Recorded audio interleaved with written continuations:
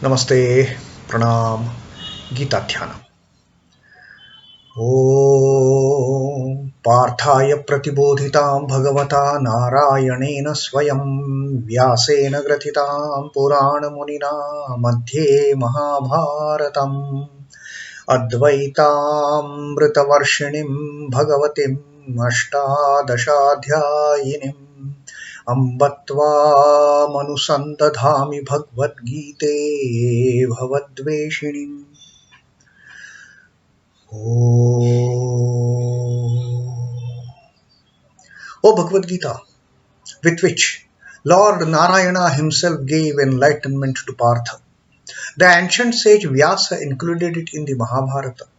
O Goddess, showerer of the nectar like knowledge of non-dualism contained in your 18 chapters. O my affectionate mother, the destroyer of rebirth, I meditate upon thee. Krishna Vandana. Vasudevasutam devam kansachanuramardanam devaki paramanandam krishnam vande jagadgurum. Son of Vasudeva, the slayer of Kansa and Chanur, extreme delight for Mother Devaki, O Lord Krishna, the supreme teacher of the universe, my salutations to you. Srimad Bhagavad Gita, the 11th ākhyāhi of Vishwarupa Darshan Yoga. And at the behest of Arjuna, when he had requested Sri Krishna, please show me what your other qualities are. Sri Krishna had explained to him all the qualities in that Vibhuti Yoga. And Arjuna had said, I am not just satisfied listening to those theoretical words. I want to see myself, who you are. I want to see your ultimate greatness.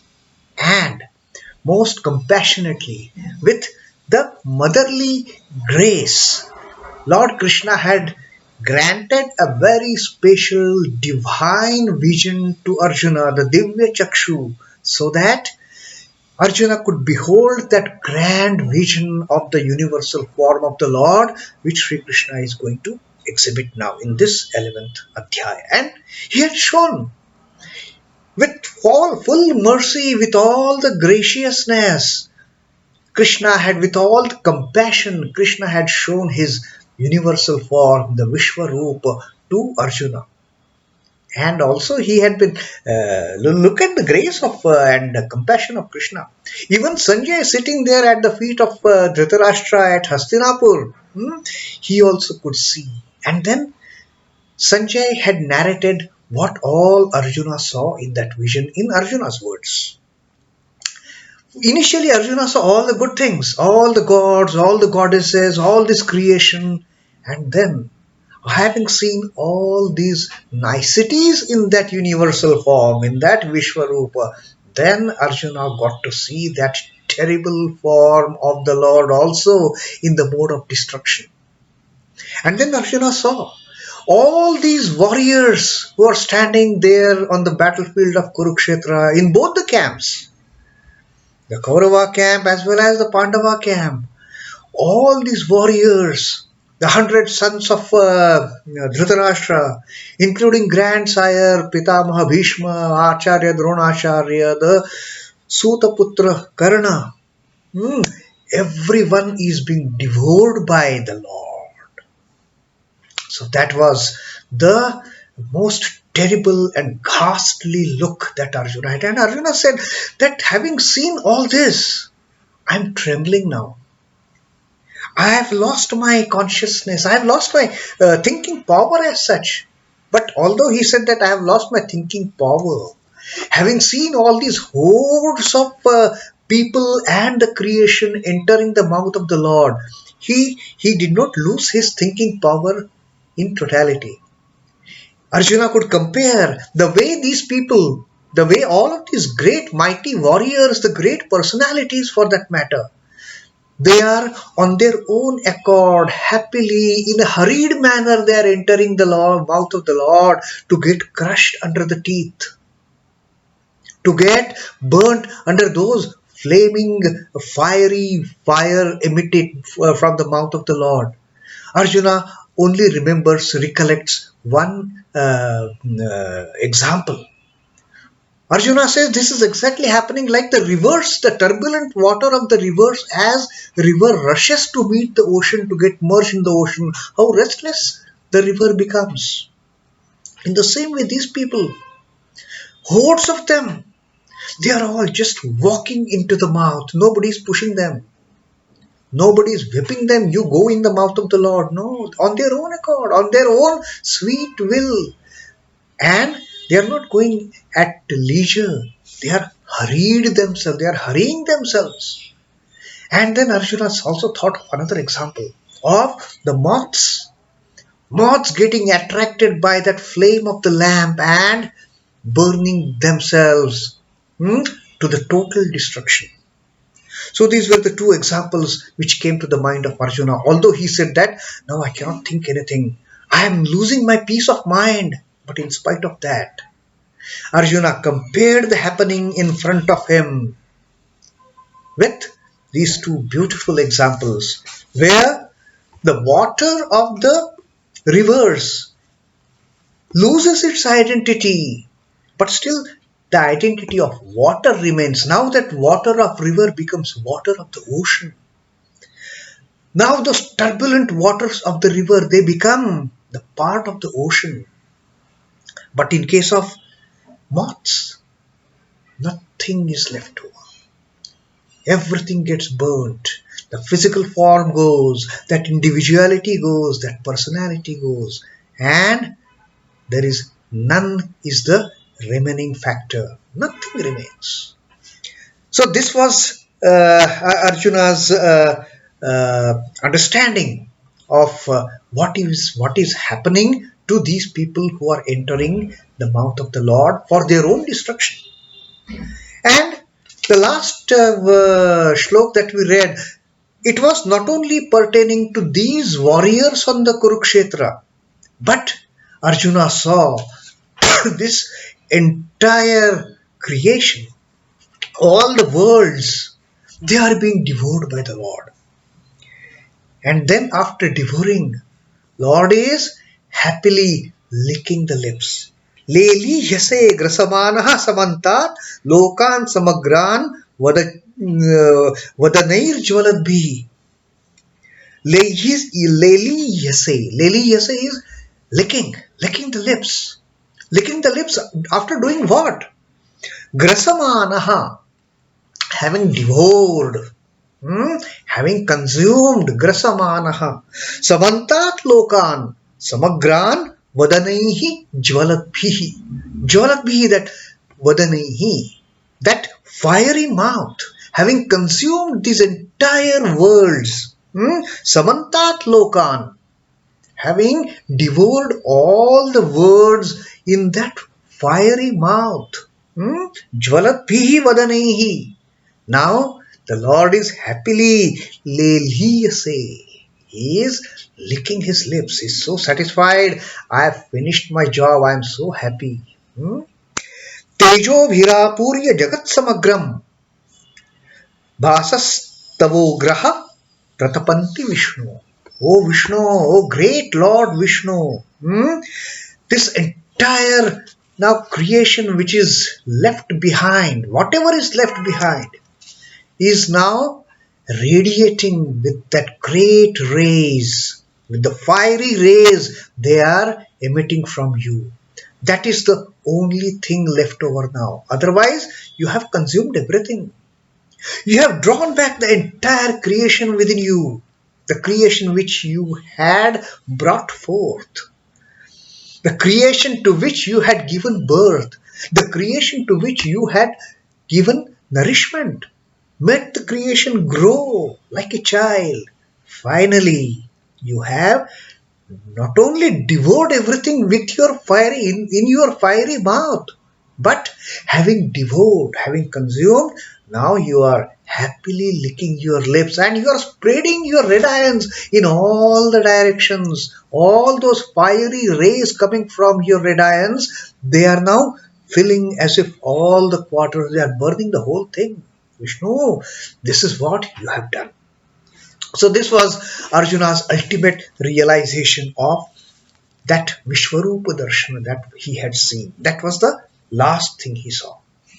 Now, Arjuna in this 31st shloka, now he is telling Krishna, ākhyāhi me ko bhavānugrarūpo namo'stu te devavara prasīda vijñātumicchāmi bhavantamādyaṃ nahi prajānāmi tava pravṛttim.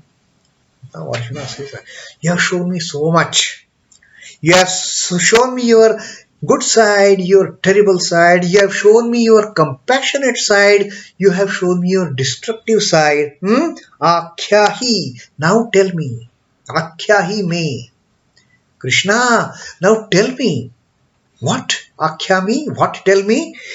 bhavānugrarūpo namo'stu te devavara prasīda. Devavara. Devavara is, O God of Supreme, O God Supreme, O Supreme Most God, now have mercy on me. I have seen the good side, I have seen the terrible side. Now tell me who you are. Kaha Bhavan Ugrarūpo. Who are you in that fierce form? I am unable to understand. Now Arjuna wants to know more about this Ugrarūpa also. Till the time it was a milder look, that sweet look of the Lord, that motherly compassion and mercy of the Lord, everything was fine. But the moment now Arjuna sees that terrible form of the Lord consuming everything, now Arjuna wants to know, I want to know, please tell me. Please tell me who you are, so fierce in form. All these days I was looking at you as my bosom friend Krishna, as my guide, as my philosopher, as my great friend, as my beloved friend. But now who is this fierce form, O Lord? O Supreme Lord, Devavara, O Supreme God, now please have mercy on me. And prasīda, prasīda is mercy. Have mercy on me. Be gracious to me. And now tell me. vijñātumicchāmi bhavantamādyaṃ nahi prajānāmi tava pravṛttim. Vijñātum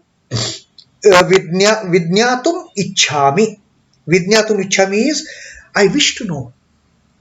Now that intense desire has cropped up in me to know, to have that knowledge, to have that understanding of who is this fierceful in you.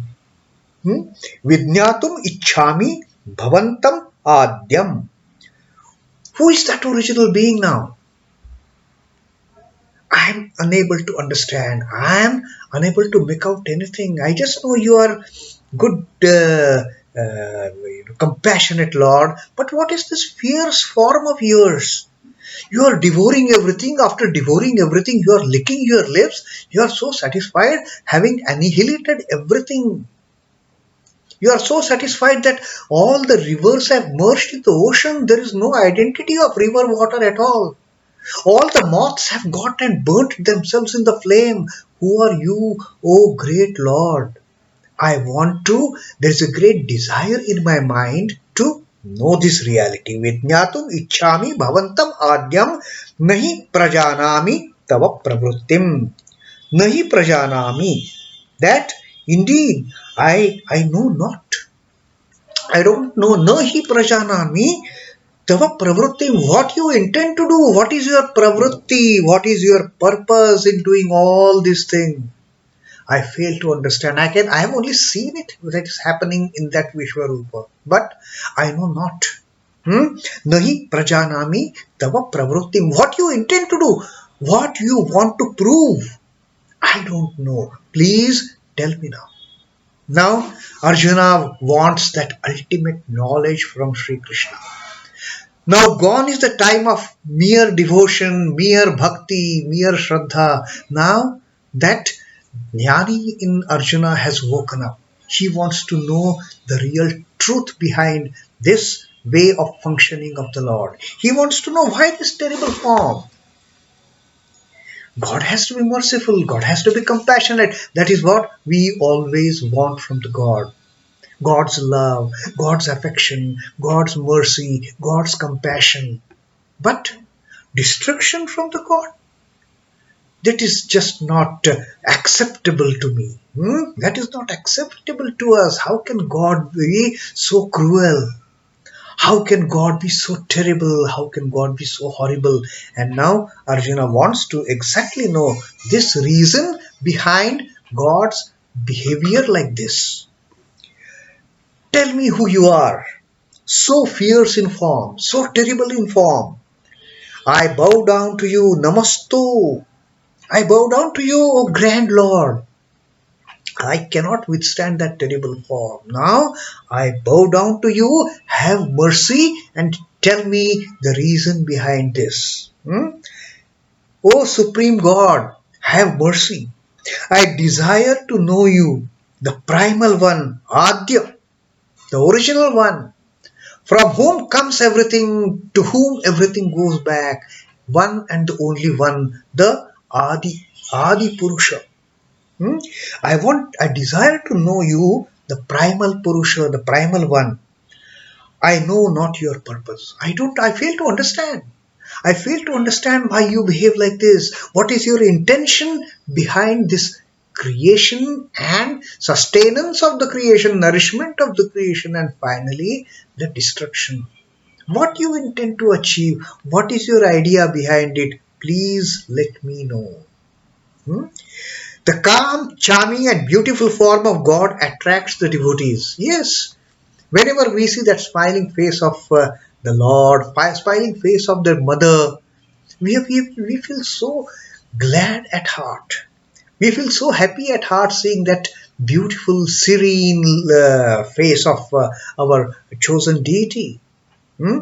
Being drawn to him in this way is deemed as devotional worship, and that's how we get drawn by that attractive, charming and the smiling form of the Lord, and we get trapped in that wonderful devotion. In the trap of devotion we get trapped. His terrific form arrests the attention of the devotee in another way, and getting absorbed in it is also a form of worship. Now suddenly the God takes up that terrible form. Till the time everything is good, everything is pleasant, everything is love and affection and grace and mercy. But the moment that terrible form comes, suddenly we start perspiring. What is this? When the same mother who is smilingly taking care of us as her children, when she comes before us in that terrible form of Kali, in that terrible form of the destruction, we get petrified. And then we want to know the real truth. Now, that also is a way of devotion. To know that terrible side of the God, to know that terrible form of the mother, also springs up that devotion in mind, to know the ultimate truth. It is not that I just want to know my loving mother. I also want to know what is behind that terrible mother that I have. What is behind that terrible destructive face of the Lord that I am seeing. The fully qualified devotee is he who accepts the sublime and the terrible aspects of God with equal devotion and absorption. The true devotee is one who accepts both the forms, because that is the ultimate knowledge that comes to him. That is the ultimate bhakti that comes to him. And then for the bhakta, for the devotee, there is no creation, no destruction. It is all one and the same thing. And that is the ultimate devotion. And Arjuna now wants to seek that. Arjuna says, so far I have seen your loving devotion I am having. Now let me devote myself to the terrible aspect, and therefore let me know, because I don't know the purpose of that destructive phase of yours that you have shown me. Let me know that, and let me start having devotion for that form also. Fear is conquered by the worship of the fearful, but Arjuna, like many ordinary devotee, is not prepared for that worship of the terrible right now. He wants to know the details behind this. An ideal devotee is who will accept both. But Arjuna, like us, this is exactly a typical Arjuna in all of us, is requesting Krishna, let me know. Explain to me the reason behind this terrible form. All these days I was only anticipating that loving and caring, that most gracious form of yours.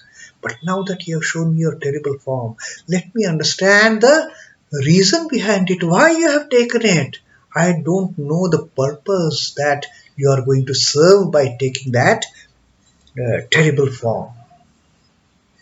That Ishvara is everything is being realized by Arjuna.